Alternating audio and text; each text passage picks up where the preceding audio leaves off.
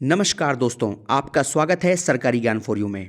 दोस्तों, आज मैं आपके लिए बहुत ही रामबाण चीज़ लेकर आया हूं जो आपके यूपी ट्रिपल एससी के किसी भी एग्जाम में बहुत ही धमाकेदार साबित होगा। जी हाँ दोस्तों, आज से दोस्तों मैं शुरू कर रहा हूं यूपी ट्रिपल एससी की आज तक जितने भी एग्ज़ाम हुए हैं उन एग्ज़ाम्स में जो जीएस और हिंदी पूछी गई है तो उन सबको मैं आपको व्याख्या सहित आज से शुरू करने वाला हूं। और सबसे पहले आपको मैं ये भरोसा दिलाता हूं कि आप इसको पढ़ने के बाद वीडियो में 230 प्लस नंबर लाएंगे, ये मेरी गारंटी है। और केवल वीडियो ही क्या, यूपी ट्रिपल एससी का कोई भी एग्ज़ाम हो उस एग्ज़ाम्स में आप झंडे गाड़ दोगे, ये मेरा वादा है। ठीक है दोस्तों, तो सबसे पहले शुरू करता हूं मैं आज हिंदी। ठीक है, आपको हर वीडियो में हिंदी भी कराऊंगा और जीएस भी कराई जाएगी दोस्तों। तो सबसे पहले शुरुआत करते हैं हिंदी से और हिंदी के 25 प्रश्न करते हैं पूरे व्याख्या सहित। देखिए, सबसे पहला जो प्रश्न है आपके सामने वो है, निम्नलिखित में से कौन सा पत्र व्यक्तिक पत्र की श्रेणी में आएगा। दोस्तों, व्यक्तिक पत्र वो पत्र होता है जो अपने सगे संबंधियों या मित्रों को लिखा जाता है, उसे हम व्यक्तिक पत्र कहते हैं। तो आपका इसका आंसर हो जाएगा मित्र को पत्र। ठीक है, व्यक्तिक पत्र आपका होता है मित्र को पत्र, या मम्मी पापा किसी भी रिश्तेदार को जो पत्र लिखते हैं वो आपका व्यक्तिक पत्र की श्रेणी में आता है। और दोस्तों, आपको एक बात और बता दूं, जो व्यक्तिक पत्र होता है वो आपका अनौपचारिक होता है। ठीक है, आगे चलते हैं दोस्तों। सेकंड प्रश्न है आपके सामने, निम्नलिखित में से कौन सी पत्र की विशेषता नहीं है। ठीक है, देखिए, संक्षिप्तता। ठीक है, मतलब पत्र कम से कम शब्दों में हो, यह पत्र की विशेषता है। ठीक है, विनयशीलता, मतलब पत्र में एक भाषा सही हो, विनय की भाषा हो, अच्छी भाषा हो, सहज हो, यह पत्र की विशेषता है। पत्र क्रमबद्ध रूप से हो, है ना, यह भी पत्र की विशेषता है। लेकिन प्रेषक जो है यह पत्र की विशेषता नहीं है। तो इसका जो आंसर आपका हो जाएगा वो हो जाएगा बी, प्रेषक। दोस्तों, नेक्स्ट प्रश्न है, गंदगी की समस्या से पीड़ित मोहल्ले वासियों की ओर से नगर पालिका अध्यक्ष को लिखा गया पत्र निम्नलिखित में से किस पत्र की श्रेणी में आएगा। दोस्तों, इस पत्र को हम बोलेंगे शिकायती पत्र। ठीक है, कोई भी समस्या अगर आती है तो नगर पालिका अध्यक्ष को पत्र लिखते हैं तो आपका वो आता है शिकायती पत्र की श्रेणी में। दोस्तों, क्वेश्चन नंबर 4 आपके सामने है, निम्नलिखित में से कौन सा मूल दीर्घ स्वर नहीं है। दोस्तों, आपको बता दूं, जो मूल दीर्घ स्वर होते हैं वो आपके 3 होते हैं, आ, बड़ा ई और बड़ा ऊ। आ, ई और ऊ, इन्हें बोलते हैं मूल दीर्घ स्वर। तो कौन सा नहीं है, आपका ओ, यानी कि डी जो है मूल दीर्घ स्वर नहीं है। दोस्तों, नेक्स्ट प्रश्न आपके सामने 5वां, निम्नलिखित में से शुद्ध वर्तनी वाला शब्द कौन सा है। ठीक है, तो देखिए, आपको बता दूं, जो अध्ययन की शुद्ध वर्तनी होती है वो आपकी होगी ये। ठीक है, आपको याद रखना है, अध्ययन की शुद्ध वर्तनी, इसमें 2 बार ये आता है।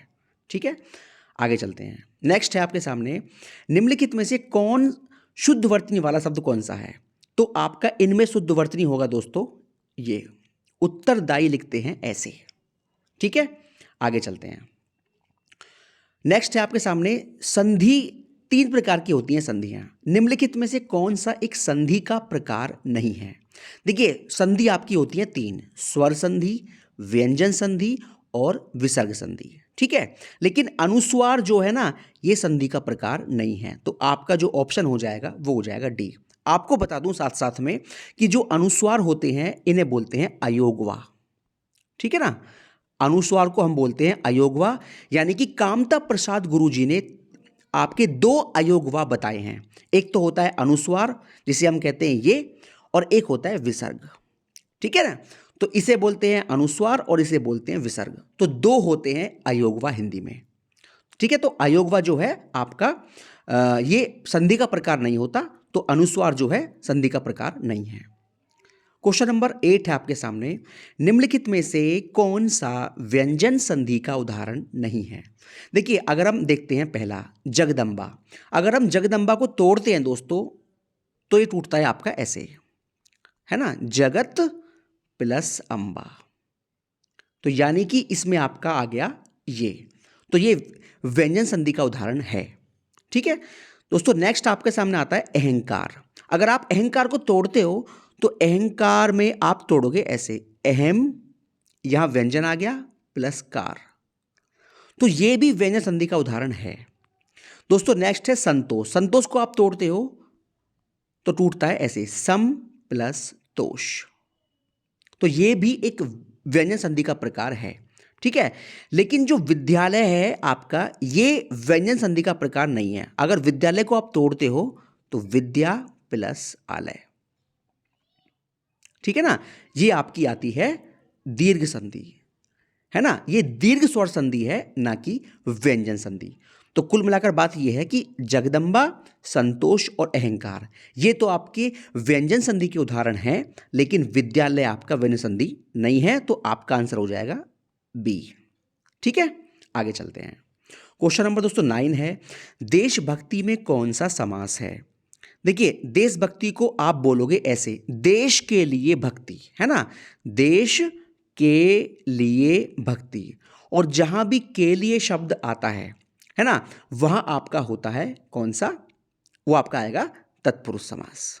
ठीक है, तत्पुरुष समास में आपको ये चीज याद रखनी है कि कर्ता ने, है ना, कर्ता ने कर्म को करण से या के द्वारा, है ना, संप्रदान को या के लिए, अपादान से अलग होने के अर्थ में, तो ये सभी बातें आती हैं तत्पुरुष समास में। ठीक है, तो देशभक्ति मतलब देश के लिए भक्ति, तो हो गया तत्पुरुष समास। दोस्तों नेक्स्ट है, पंचवटी में कौन सा समास है? देखिए, पंचवटी को अगर आप बोलोगे तो पंचवटी का मतलब होता है 5 वटों का समाहार, यानी कि 5 वटों का ग्रुप, यानी कि 5 वृक्षों का समूह। ठीक है, तो जहां शुरू में संख्या लगा दी जाए वहां आपका हो जाता है द्विगु समास। लेकिन दोस्तों, हर संख्या वाला समास द्विगु समास नहीं होता, है ना, उसमें कुछ बहुव्रीहि भी आते हैं, वो जब आएगा तो आपको बता दूंगा। तो पंचवटी में आपका हो गया द्विगु समास। दोस्तों नेक्स्ट है क्वेश्चन नंबर 11, अधिकारी में कौन सा उपसर्ग है? देखिए, अधिकारी जो होता है अधि प्लस कारी, तो इसमें जो उपसर्ग आता है वो आपका आता है अधि। दोस्तों नेक्स्ट है, निम्नलिखित में से कौन सा ए उपसर्ग से नहीं लगा है, यानी किस में ए उपसर्ग नहीं है? देखिए, अगर हम देखते हैं एकथ, तो ए प्लस कथ, इसमें ए उपसर्ग है। अभेद, ए प्लस भेद, ए उपसर्ग है ना। अचूक, ए प्लस चूक, ए उपसर्ग है। लेकिन अनुज में दोस्तों ए उपसर्ग नहीं है, इसमें आपका उपसर्ग होता है अनु। ठीक है, अनुज में उपसर्ग है अनु, ना कि ए उपसर्ग है, तो आपका हो जाएगा डी ऑप्शन। दोस्तों नेक्स्ट है क्वेश्चन नंबर 13 आपके सामने है, निम्नलिखित में से किस शब्द में नी प्रत्यय नहीं लगा है? ठीक है, नी प्रत्यय किसमें नहीं है? तो आपका हो जाएगा नौकरानी। दोस्तों नौकरानी में जो प्रत्यय लगा हुआ है वो है आनी। ठीक है ना, नौकरानी शब्द में प्रत्यय होता है आपका आनी, तो नी प्रत्यय बाकी सब में है, शेर प्लस नी, मोर प्लस नी, कुट प्लस नी, है ना, लेकिन नौकर प्लस आनी, तो यहां आनी प्रत्यय है, तो इसका आपका सी हो जाएगा। नेक्स्ट दोस्तों, निम्नलिखित में से कौन सा तत्सम शब्द नहीं है, यानी कि इनमें से आपको बताना है तद्भव कौन सा है। देखिए, सीधी सी बात है, इन सभी शब्दों में जो आपका तत्सम नहीं है यानी कि तद्भव है, वो आपका हो जाएगा कूची। कूची शब्द जो है ये तत्सम नहीं है, तद्भव है, जिसका तत्सम होता है क्या? कूर्चिका। ठीक है दोस्तों, इसका तत्सम होता है कूर्चिका, और बाकी जो शब्द हैं आपके ये सभी क्या हैं? तत्सम हैं। ये रहा, कपाट तत्सम होता है जिसका तद्भव होता है किवाड़। ठीक है दोस्तों, और आपका कीटक, कीटक भी तत्सम है जिसका तद्भव होता है कीड़ा। ठीक है, और कुंभकार भी आपका तत्सम है जिसका तद्भव होता है कुम्हार। तो ये सभी शब्द आपके तत्सम है, और केवल तत्सम क्या नहीं है? कूची, ये तत्सम नहीं है, ये क्या है? तद्भव है। ठीक है दोस्तों, नेक्स्ट है, निम्नलिखित में से कौन सा शब्द तद्भव है? ठीक है, तो इसका आपका आंसर हो जाएगा डी, यानी कि पत्ता। तो पत्ता शब्द आपका तद्भव है जिसका तत्सम होता है दोस्तों पत्र। ठीक है ना, पत्ता का तत्सम होता है पत्र, और बाकी ये सभी शब्द जो हैं आपके क्या हैं, तत्सम है ना। पक्ष क्या है, तत्सम है, और जिसका तद्भव होता है पाक। ठीक है, पक्षी भी तत्सम है और इसका तद्भव होता है पंछी। और आपका जो पतन है ये भी आपका तत्सम है और इसका तद्भव होता है पढ़ना। ठीक है, और आपका जो तद्भव है वो आपका हो जाएगा आंसर डी, यानी कि पत्ता। दोस्तों नेक्स्ट है, निम्नलिखित में से कौन सा शब्द तत्सम है ना। क्वेश्चन नंबर 16 आपके सामने, तत्सम कौन सा है, तो इसका आपका आंसर हो जाएगा बी, यानी कि शोभन। शोभन आपका तत्सम शब्द होता है और बाकी सारे शब्द क्या हैं, तद्भव हैं, है ना। 16 क्या है, तद्भव है, और इसका तत्सम दोस्तों हो जाएगा षोडश। क्या हो जाएगा, षोडश। सोता, सोता भी आपका क्या है, आपका तद्भव है और इसका तत्सम दोस्तों हो जाएगा श्रोत। और दोस्तों सोना क्या है, तद्भव है और इसका तत्सम आपका हो जाएगा स्वर्ण। तो केवल एक वर्ड तत्सम है, कौन सा, आपका शोभन, बाकी सब क्या हैं, आपके तद्भव शब्द हैं।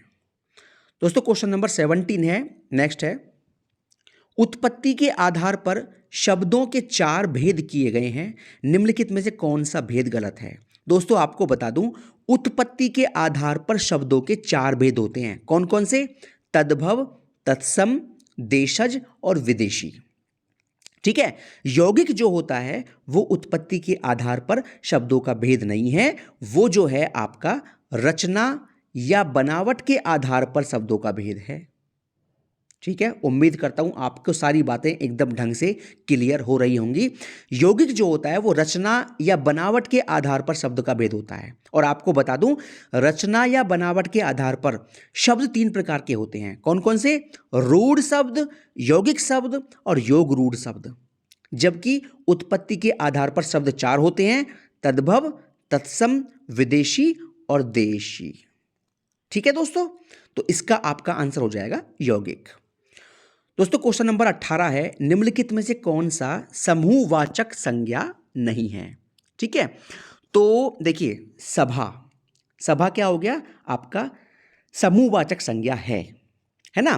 कक्षा भी है, भीड़ भी है, लेकिन दौड़ जो है ना, ये आपका समूहवाचक संज्ञा नहीं है, ये आपकी क्रिया है। दौड़ना दोस्तों क्रिया होती है ना एक, दौड़ना, तो आपका हो जाएगा आंसर डी। क्वेश्चन नंबर 19 है, निम्नलिखित में से कौन सा शब्द द्रव्यवाचक संज्ञा है। देखिए, कोई भी चीज हो, ठोस हो, द्रव हो, गैस हो, वहां होती है द्रव्यवाचक संज्ञा, जिसकी हम नाप तोल कर सकते हैं वो होती है द्रव्यवाचक संज्ञा। देखिए, खटाई, मिठाई और ठंड, इसकी हम नाप तोल नहीं कर सकते, तो ये क्या है, द्रव्यवाचक संज्ञा नहीं है। तो दूध की हम नाप तोल कर सकते हैं।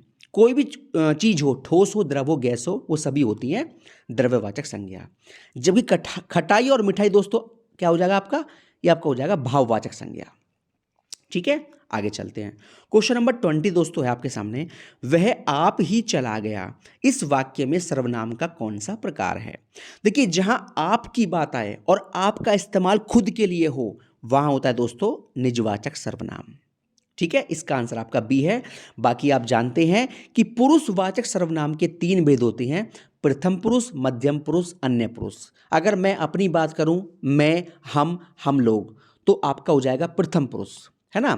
दूसरा हो जाएगा मध्यम पुरुष, तुम लोग, ये आपका मध्यम पुरुष हो जाएगा। और तीसरा आपका हो जाएगा अन्य पुरुष, वे लोग। ठीक है, जबकि निश्चयवाचक की बात करूं दोस्तों, तो यह, ये, है ना, वह और वे, इसे बोलते हैं निश्चयवाचक सर्वनाम। और संबंधवाचक दोस्तों हो जाएगा जो या सो, जहां ये आए वो होता है संबंधवाचक सर्वनाम। तो जहां आपकी बात खुद के लिए हो तो आपका होता है निजवाचक, इसका आंसर बी। दोस्तों नेक्स्ट है 21, गिलास में थोड़ा दूध है, वाक्य में रेखांकित शब्द विशेषण के किस भेद के अंतर्गत आता है। देखिए, आपको बता दूं, आपके विशेषण 4 प्रकार के होते हैं, सार्वनामिक विशेषण, गुणवाचक विशेषण, संख्यावाचक विशेषण और परिमाणवाचक विशेषण। तो गिलास में थोड़ा दूध है ना, थोड़ा, इसका मतलब वो मात्रा बता रहा है। तो जहां मात्रा बताई जाए दोस्तों, वहां होता है परिमाणवाचक विशेषण। ठीक है। नेक्स्ट है, क्रिया के मूल रूप को क्या कहते हैं? दोस्तों बहुत ही अच्छा क्वेश्चन है और कई बार ये यूपी ट्रिपल एससी के एग्जाम से पूछा गया है कि क्रिया का मूल रूप क्या होता है। तो इसका आंसर आपका हो जाएगा धातु। ठीक है, क्रिया का मूल रूप होता है धातु।